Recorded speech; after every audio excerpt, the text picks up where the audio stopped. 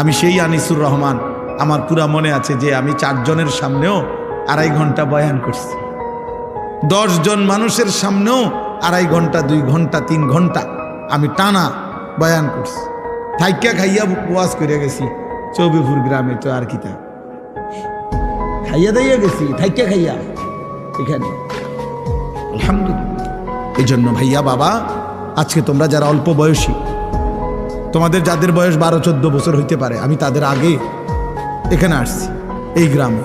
ফরিদ বাড়িতে এখনো দেখলাম মামা ফরিদ ভাই, সাবির ভাই, মাস্টার সাহেব। এই মাদ্রাসা আমরা একবারে প্রাচীন থেকে আসি, আলহামদুলিল্লাহ। এই জন্য দোস্ত আমি অনুরোধ করি, তুমি অল্প কথা মনোযোগ দিয়ে শোনো, আল্লাহ বরকত দিন। হায়াতের কদর করো, 1-1 মিনিট দামি। আমার জীবনে আমি প্রতিদিন অনেক সময় বলি, আফসোস করি, আমারে যদি এই ছেলেপেলেরা তাদের সময় থেকে মোবাইল টিফিন না ফোলাফাইন যদি আমারে তার থেকে কিছু সময় দিত, আমি আরো 2টা মাহফিল দিলাম, আরো কিছু কাজ করতে পারতাম। কোনোভাবেই আমি তাই না দইরাও কুলাইতারি না, সময়ের সাথে কুলাইতে পারি না।